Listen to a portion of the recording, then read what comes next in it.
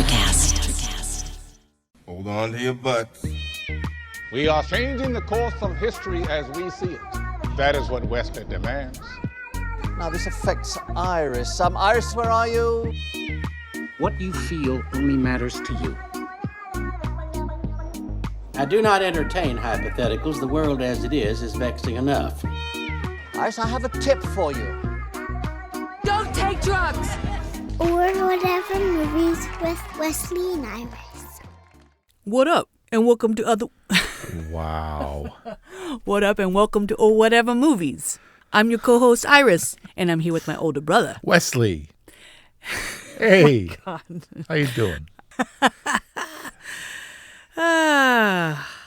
And today, we're talking a movie from 1992. I didn't know you were going to keep doing it. My Cousin Vinny. Iris had never seen My Cousin Vinny. I was aghast. And I insisted she watch it, and we discussed it immediately. 1992. I mean, I was 12. No, that's not what I'm saying. There are lots of great movies that you've seen that we can discount you not having seen them in the theater or something when you were 12. This is in the middle. It's all happening for all of these people. This is Ralph Macchio post Karate Kid and The Outsiders. Joe Pesci won an Oscar for Goodfellas while on the set of My Cousin Vinny. Brought the Oscar to set. This is the defining career moment for Marissa Tomei and the center of her controversy. And primarily what she was most known and regarded for, in her career. Because she won for Best Supporting. Right. And Jack Palance got up at the Oscars and he was all like, Judy, and it was stumbling over the names of the nominees. And so people speculated, this is like trolls or whatever we're calling them now, started this speculation that he read the wrong name, that Marissa Tomei didn't actually win. And it really hurt her feelings. And that's been a thing. It's like the Richard Gere gerbil thing. That she was wrongly given an Academy Award and they were too embarrassed or whatever to take it back. Oh, like a Moonlight situation or like a Melissa McCarthy what moment?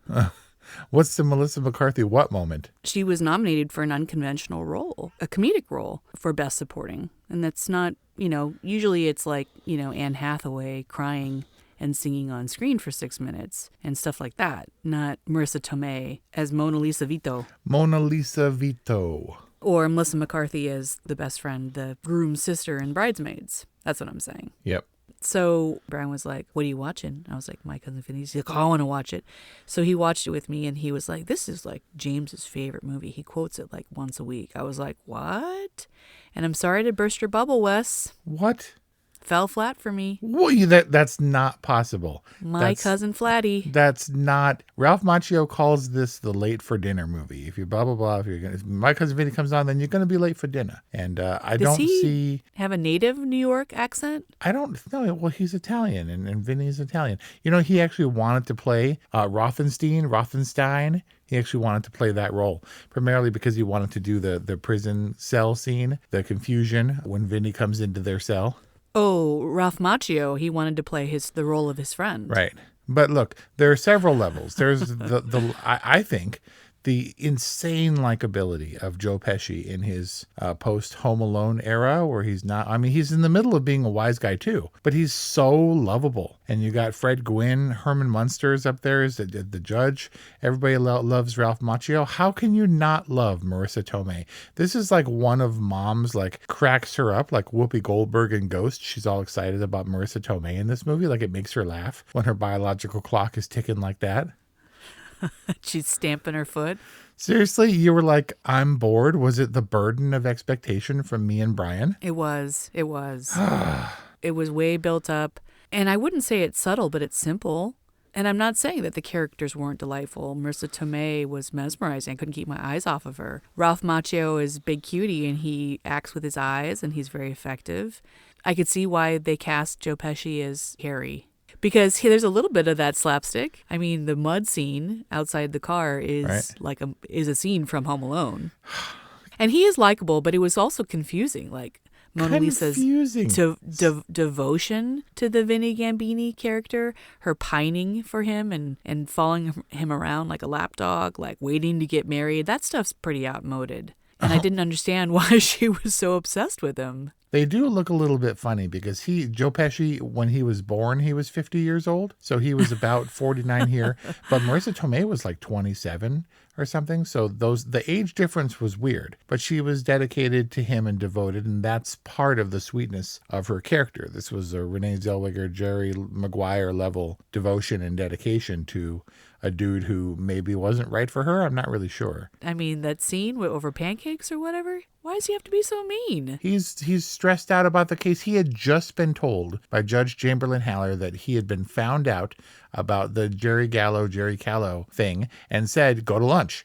And you're a dead man. And, unless you can, by some miracle, win this case in the next 90 minutes. He was all stressed out because these two boys' lives were hanging in the balance. Sure, I understand he was under a tremendous amount of pressure, but he was a lawyer. The fact that he didn't have trial experience wouldn't get him, thrown out of the court. I mean, maybe he'd be purged or something like that. I don't know what the consequence was for not having trial experience, but he didn't have to be, she was just trying to be helpful. Yeah, what's the problem? I'm just saying, what was the tremendous amount of pressure that he was under, that he was going, if Judge Chamberlain found out that he did not have trial experience, they would have been stuck with public defender. Why would that have disqualified him? He was a practicing lawyer. He had passed the bar. Well, he needed to vet him in the first place. They sat down and, what else? And, how many times have you been to court and all this grilling and stuff for them to approve, presumably a family member for representing them in a high profile. Well, I mean, how high profile for them, but a high stakes, a murder trial. That was it. It was curtains for them. I was a little disappointed that the misunderstanding bits ended with the near butt rape scene in the prison, because it starts with the interrogation, right? He's like, I shot him, and then it continues on where Stan thinks that Vinny is like a heavy he's like a bully in prison, right? And he's come to rape him. Is that what was happening? But then that all ended. There was no more of those misunderstandings that were so yummy. They were so yummy? I mean, they were just funny and delicious and silly. We're going to have to find out. We got to get to the bottom of this. We're retitling this episode, Why Does Iris Hate My Cousin Vinny? It's bewildering. Listen, I didn't hate it. They were, like I said, the characters were endearing and they were sweet, especially the three performances from Joe Pesci, Marissa Tomei, and Ralph Macchio. Macchio. Why would you even question that? Macchio. Stop it. It's your entire life. Why are you questioning it now? But they were only accused of murder. They're idiots, so they stumble into it. He calls his cousin Vinny. I don't know why they don't go with the public defender immediately. He's got some weird loyalty that's somehow stronger than his will to live. It's family. He's Italian. His name is Ralph Macchio, for God's sake. He sticks with Vinny Gambini, even though Vinny Gambini continuously is in contempt of court. I don't know that he even ever fully won over Judge Chamberlain. He bumbles his way through the case. He stumbles on some fortuitous evidence that his girlfriend can corroborate, and then they win. Yay! Yay! See, Yay! I sympathize because Ralph Macchio was a UCLA student, headed to UCLA and almost got waylaid in Alabama. That's real stakes, man. Yeah, that's right. What was he? They both got scholarships or something. They were going to grad school. They were college kids, and thus they were innocent. Don't you find, you got nothing. Joe Pesci doesn't play this over the top. I think he plays it pretty grounded. But does he just have a chip? Why is he so unwilling to conform? And also, why is that funny? Oh, man. He simply doesn't understand. He's like, I don't get the question. I'm wearing clothes. And because he said, a bit informal for a pretrial hearing or whatever, but he said he had never had to go to court. So he was really only a lawyer in practice, or in theory, he had passed the bar, but still had to go to trial. I guess he can go to court and watch. It was like Leonardo DiCaprio in Catch Me If You Can. He was watching TV, and that's how you be a lawyer. But you're a movie producer and you hate My Cousin Vinny. That doesn't make sense. It's true that I was really excited by the fact that the producer, Dale Launer, also wrote My Cousin Vinny. Look at that, That's pretty living his cool. dream. And he got That's Joe pretty Pesci cool. fortuitously on the eve of his Oscar win. Marisa Tomei was the only person to win an Oscar for this movie, and you got to prolong the career of Ralph Macchio. So you're telling me you didn't laugh when they built up the JT scene or whatever with $200 Yankee Boy, let's fight, when how Joe Pesci, how Vinny resolved that situation? With the Superman leap punch? He Hadoukened that dude. Or Nordyukin or whatever, that dude. It was the best. I mean, because that subplot, it had at least 3 scenes, right? It had the initial confrontation, and when he says, I got it, and he calls him off. What I didn't really understand about that scene is he wasn't interested in fighting. He wasn't, because Joe Pesci threatened to kick his ass, and he was like, yeah, right. But he's like, get the money, then we'll fight. But it's not like that JT wanted to fight. He wanted to be left alone with his $200. Yeah, but then he was all... So then why was JT all, bent out of shape when Vinny called him out on wrapping the 20 around all the ones? Yeah, that's what I'm saying. It didn't really make sense that he wanted to fight. I just love that scene was wrapped up in a Raiders of the Lost Ark. Dude steps out with a sword and gets all fancy, and Indy just takes him down with a gun. It was like that, and it was, not even my favorite part of that movie. You're telling me you didn't laugh when he came out guns blazing after that screech owl? With his leather jacket and his underwear?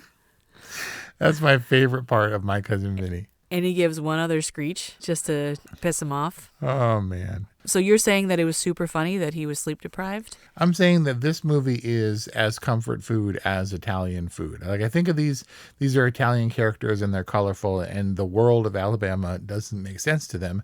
A lot of stuff didn't make sense. It didn't make sense how tentative he was and how concerned he was about grits. And he's like, that's corn. It wasn't like he was saying it was made of octopus or whatever. It was just corn with butter on it. And he was like all scared to taste it. Well, he had to make a meal of that scene so that he could show his grit savvy in the courtroom. Oh my God. That was... Get it?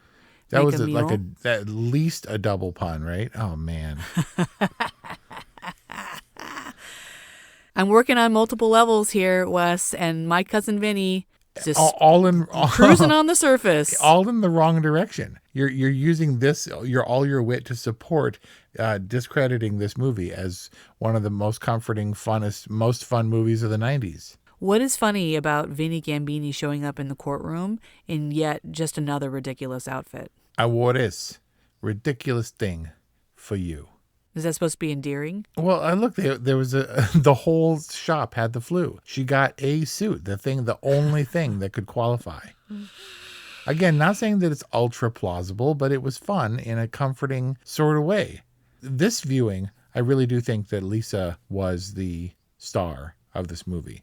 And she has the biggest arc. He is himself and learns how to, work the system, fool the judge, and in doing so is still an effective trial lawyer. But she brings it home. She goes from, being the biggest outsider, at least I'm wearing cowboy boots, and she's like, I bet the Chinese food here is terrible. But then she comes around and fully, you're telling me you weren't immensely proud and gratified when she brought it home with her automotive expertise? Yeah, but why did he have to, wrench it out of her? Again, it didn't, but I don't know that the credibility, if he needed a credible source, because when Trotter didn't deem her a credible source and put her up against the automotive expert, then she showed him. But why couldn't Vinny he saw the pictures, his eyes got wide, and he recognized that he could bring it home if he had an automotive expert? Could he not just have put that theory forward, and so that they would have had to have conceded and they couldn't have refuted that evidence or that testimony? Could he not have delivered that argument himself? No, because he's not a credible automotive expert, and the defense or the prosecution had one. The movie necessitated her kind of being like, can I help? No, you can't help. Oh, you look at, it's the case breaker, me in the shower. And it wasn't, right? And she wasn't really contributing. She was just sort of the fawning, loyal girl with her values and her motivations and stuff. But then she helped because she's legit, which is why I think she's kind of the star of this movie. It wasn't probably necessary for her to be called if he recognized he knew what she was going to say, but he needed her to say it in the world of the movie. And I guess he gave her that platform, that stage to do it, and she really shined. Although she was all spiteful and reticent at first, unwilling to promote herself or to put forth her credentials. She's like, I'm a out-of-work hairdresser. Come on, can you do it for me?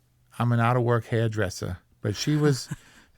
Yeah, so I think that Lisa is motivated by her emotions. She's disdainful of Alabama, as we all are, and then she's fiercely loyal to Vinny, and she loves him, wants to be supported, is really hurt when he's trying to focus on the case and being dismissive of her, and then fully hates him when she's dragged to the witness stand and like refuses to look at him and is threatening to disrupt court proceedings by being pissed at him.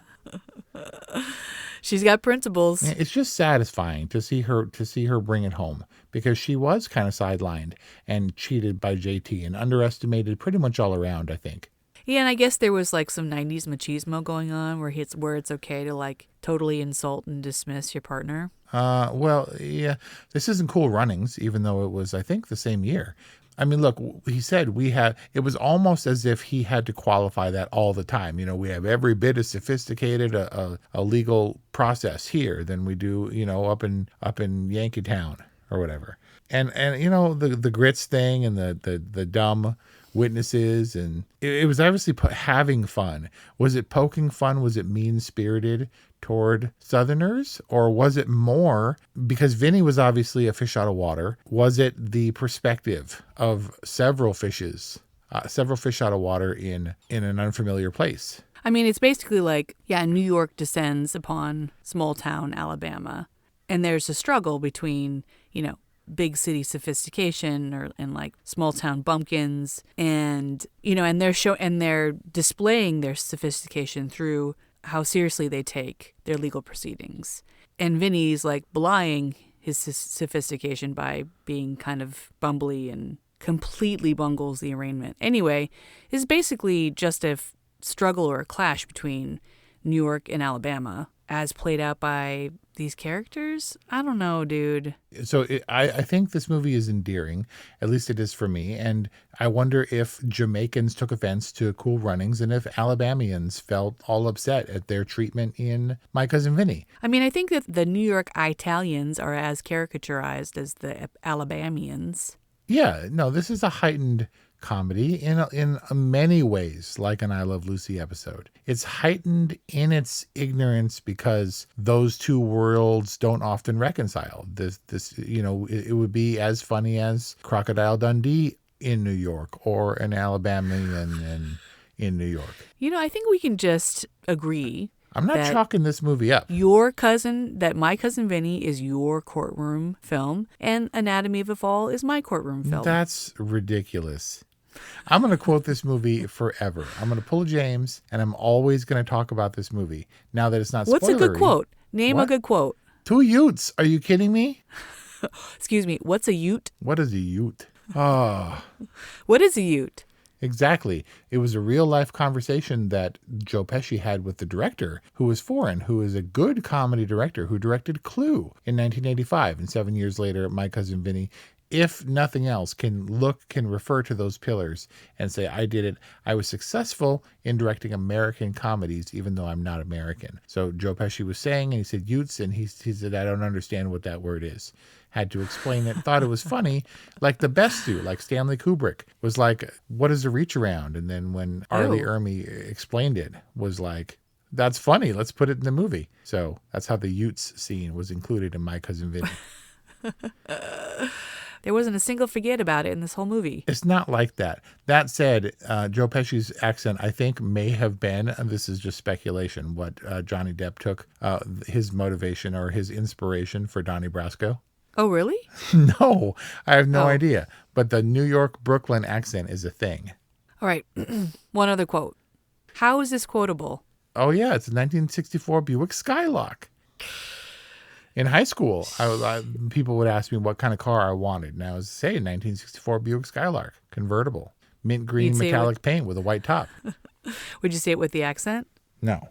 I didn't even know what a Buick Skylark looked like. I had to refer to this movie in the opening scene. Listen, I didn't hate it, but I'm not going to come into this review like loaded like Tombstone and just gush. You're like painting me in this corner of like hate where it was just like, it's all right. It's okay. No, that's not what you said. You said it fell flat. And I want to know what the burr was, what the bone spur was, that you came up in this otherwise inoffensive, comforting kind of movie. This is like My Moonstruck or something, even though I didn't like Moonstruck. What was it that annoyed you? It was just simple and Who spit in your bean curd? kind of pedestrian Oh, and predictable. you know, the bringing it around, utilizing her knowledge and skill and how she was not what they expected. You know, she'd never heard of mud in the tires and she knows everything about cars.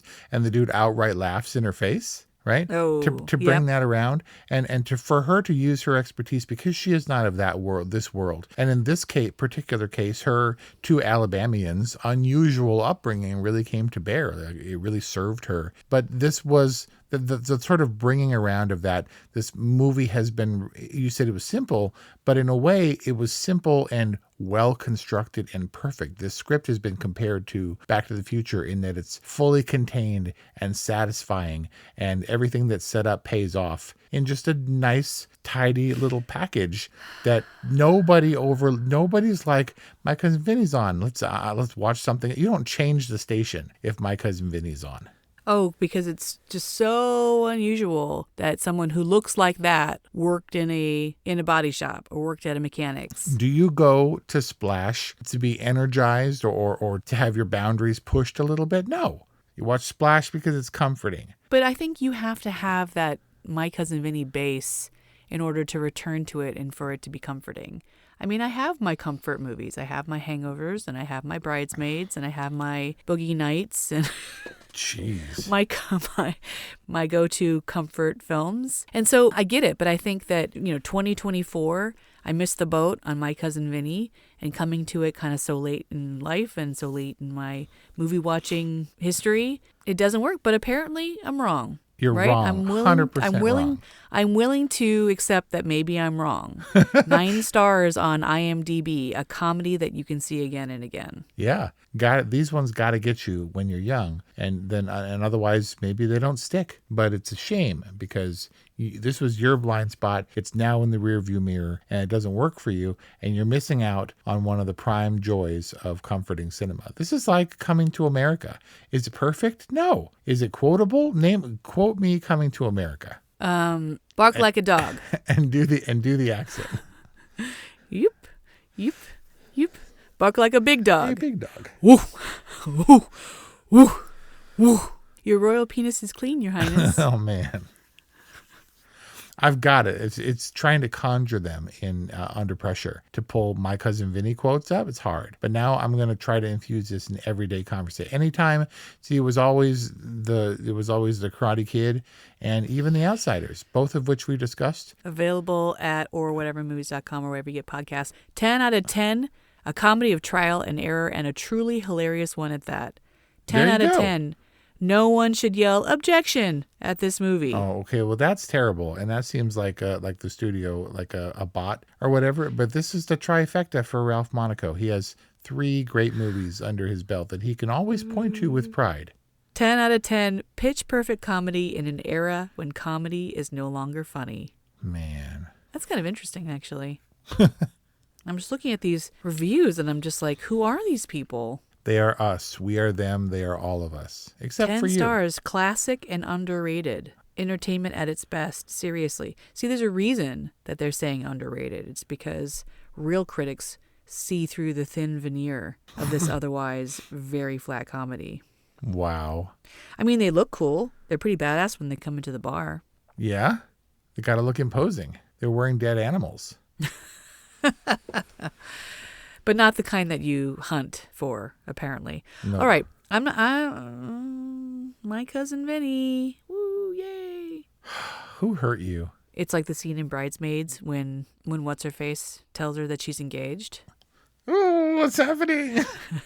She's like, what's happening? Yay! That's my response to My Cousin Vinny. I'm sorry. I'm sorry, Wes. I'm sorry, Brian. I'm sorry, James. I'm sorry to all of the 10-star reviewers on IMDb. I'm sorry to the My Cousin Vinny, the MCV collective. Boring. No. I have to give you a reactionary totally. This is one of those movies that I'd seen so many times that I knew so well that it didn't make sense for me to buy the DVD. I came into the DVD because someone else was getting rid of all their DVDs. I don't know why. And that's why I own movies like Coming to America and My Cousin Vinny and Batman and other movies that I know so well. I didn't need to buy them. I could just replay them in my head. But then again, so I got to be like, oh, that's interesting. Hey, we should probably discuss that. It has some relevance. And so I should have brought it up that way. And then when you saw it, you wouldn't have been all burdened by these expectations. And you didn't have to like instinctually crap on our beloved movies because you did the same thing about American Werewolf in London. Oh, I did. I was like, oh my God, you haven't seen that? We must discuss it immediately. And then you did, and you hated it. And then now it's on record. Same way I did for The Hangover. Yep. It's just sibling rivalry. And so that's our discussion on My Cousin Vinny from 1992, available on AMC Plus or somewhere deep in your DVD/VHS collection. Did I miss the boat on My Cousin Vinny? Did I miss the mark in this review? Come at me, bro. Or just join the West My Cousin Vinny Sycophant Club. Yeah, I was ready. I had trivia all ready and everything. 818-835-0473 or whatevermovies@gmail.com. Why didn't you bust out that trivia? No, I was saying I was ready. If you had questions for me, I could land them. Thanks for listening, and we'll see you next time. Hey guys, it's Miriam Love here, and I want to share something very special with you. Check out my new release, All In, the Spanish remixes, out now on Electric House Records. And always remember, be love, share love, all love.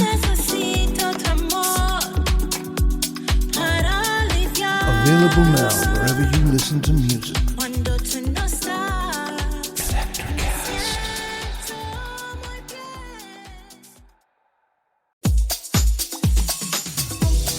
For those of you who dream of a world where music and podcasts live together in perfect harmony, now for the first time, Electricast gives you a magical compilation, Pod Till You Drop, Volume 1, where we give you the best in tunes and the best in podcasts. Feast your ears and hear the culture. Available now wherever you listen to music.